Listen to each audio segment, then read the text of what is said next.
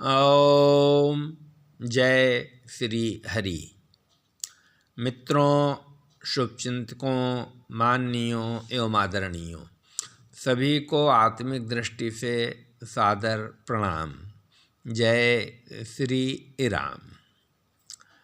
मित्रों, आज जो मस्तिष्क में विचार उमड़ घुमड़ रहा है उसे मैं आपसे साझा करूँगा, और वो ये है कि आप प्रोफेसर हों, डीएम हों, सीएम हों, पीएम हों, प्रेसिडेंट हों, दुनिया के मालिक हो जाएं, लेकिन आप कर्म के बंधन से छुटकारा नहीं पा सकते। कर्मों का भुगतान आपको करना ही होगा। इसलिए मेरा जो अनुभव है, कोई सलाह नहीं है, मेरा जो अनुभव है वो मैं साझा करूँगा। लगभग आप 50 वर्षों का अनुभव मान लीजिए। हालांकि मैं 60 क्रॉस कर चुका हूँ, और 50 मान लीजिए, 45 मान लीजिए। एक विचार मेरे मन में हमेशा आता था, जो महाकवि ने कहा है, महाकवि से कहलवाया है, भगवान राम ने अपनी वाणी में ही कहा है कि निर्मल मन जन सो मोहि पावा, मोहि कपट छल छिद्र न भावा। मैं अक्सर इस पर विचार करता हूँ कि मन की निर्मलता से भगवान की प्राप्ति होगी, और अगर भगवान की प्राप्ति होगी तो उससे बड़ा तो कुछ है नहीं। क्योंकि ये जो मानव तन हमें मिला है, इसके बारे में भी कहा है, बड़े भाग मानुष तन पावा, सुर दुर्लभ सदग्रंथन गावा। अब कुछ बुनियादी बातें होती हैं। जब हम मनुज का शरीर पाते हैं तो हम सोच सकते हैं, बोल सकते हैं, समझ सकते हैं, अपने आप को व्यक्त कर सकते हैं। इसको मैं तो भगवान की कृपा ही मानता हूँ। ये जो बोल रहा है ये मैं नहीं बोल रहा हूँ, ये भगवान की कृपा से। ये एक छोटा सा कण है, करीब 700-800 करोड़ की आबादी होगी दुनिया में, मनुष्यों की, ह्यूमन बीइंग्स की। उनमें एक कण की तरह मैं हूँ। कोई अभिमान की बात नहीं है, क्योंकि यह अभिमान कहिए या अहंकार कहिए, वो भगवान का प्रिय भोजन है। और सबसे पहले आप व्यक्ति हैं, इसलिए हमें अपने आप को सुधारना होगा, अपने आप को संयमित करना होगा, अपने आप को शिक्षित करना होगा। और जो मेरी समझ आई है धर्म के बारे में वो यही है मैं बार बार दोहराया हूँ, फिर दोहराता हूँ कि जो हमारे अंदर अपने दुर्गुण हैं, काम का हो, क्रोध का हो, लोभ का हो, मोह का हो, राग का हो, द्वेष का हो, इनको कोशिश करनी है कि ये कम से कम हो, और अनुराग राम जी के चरण कमलों में बने। सामाजिक तौर पे तो आप बहुत तरीके की बातें सुनेंगे, लेकिन कोई भी किसी भी विषय वस्तु पर विचार करने के पहले आप ये ज़रूर समझें कि justice buried, justice honeyed, justice hurried. कहा केवल ये जाता है कि जस्टिस डिलेड, जस्टिस डिनाइड। और आप दोनों पक्षों को जब देखेंगे तभी आपको वास्तविकता का अनुभव हो पाएगा। वास्तविकता का अनुभव करने के लिए चिंतन और मनन बहुत आवश्यक है।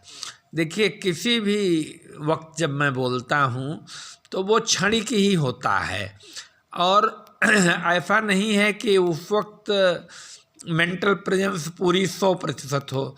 बहुत सारी बातें जो बोलने के पहले दिमाग में आती हैं कि मैं साझा करूँगा, नहीं कर पाता हूँ। ये सब भगवान की ही कृपा के परिणाम स्वरूप होता है। मेरा अपना कोई अभिमान नहीं है, मैं तो दासों का दास हूँ। राम जी की कृपा अगर मिल जाए तो उससे बढ़िया कुछ नहीं है। और देखिए, दूसरी बात जो मैं कहूँ, केवल एक पक्ष नहीं होता है। जैसे हम लोग हमेशा यही सुनते रहे हैं कि रहीमन धागा प्रेम का मत तोड़ो चटकाए, टूटे से फिर ना जुड़े जुड़े गांठ पड़ जाए। ये केवल एक पक्ष है। अब मैं दूसरे पक्ष की बात करूँगा। अगर आप सज्जन हैं, साधु हैं, तो आपको प्रताड़ना तो हमेशा झेलनी पड़ेगी। कारण क्या है? कबीर कहते हैं, सोना सज्जन साधुजन टूट जुड़हि 100 बार, दुर्जन कुंभ कुम्हार के ऐके ढाका दरार। देखिए, स्वर्ण सबको बड़ा प्रिय है, लेकिन स्वर्ण की दिक्कत ये है कि उसको हर बार तपाया जाता है।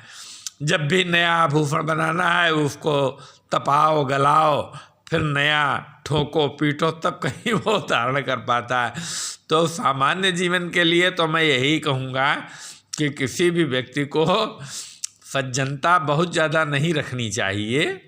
सज्जनता एक सामाजिक परिप्रेक्ष्य में जो सीमित है कि हम बोलते मीठा हैं, बढ़िया हैं, और पीछे से पूरी विश्लेषण करते हैं, पूरी एनालिसिस करते हैं। ये समाज का एक जो सभ्य सोसाइटी है उसका रंग ढंग है, और मुझे लगता है इसके अलावा कोई विकल्प आज की तारीख में नहीं है।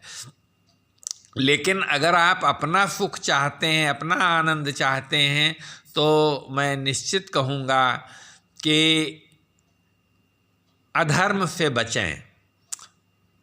कोशिश करिए, सत्य का अनुसरण करिए, क्योंकि धर्म न दूसर सत्य समाना, आगम निगम पुराण बखाना। और मेरी तो आप लोगों की तरह बहुत सारी इच्छाएं होती रही हैं, लेकिन अब तो मैं अंतिम दौर में अपने आप को मानता हूँ और यही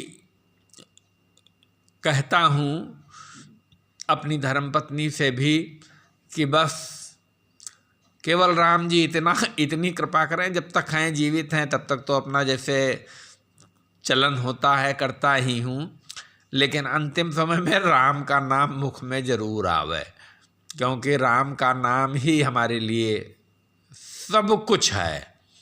एक भरोसो एक बल एक आस विश्वास, एक राम घनश्याम हित चातक तुलसी दास। और कोई बात पूर्ण नहीं होती है। एक वाक्य जो बोलता हूँ उसके बैकग्राउंड में कितना चलता है, क्या क्या चलता है, उसकी खोज कर पाना बहुत कठिन कार्य है, दुष्कर कार्य है। हम सब माया के अधीन हैं। इस भूमंडल पर सत्व रज तम 3 गुणों से युक्त होकर जीवन यापन करते हैं, और हमारे भगवान गुणातीत हैं।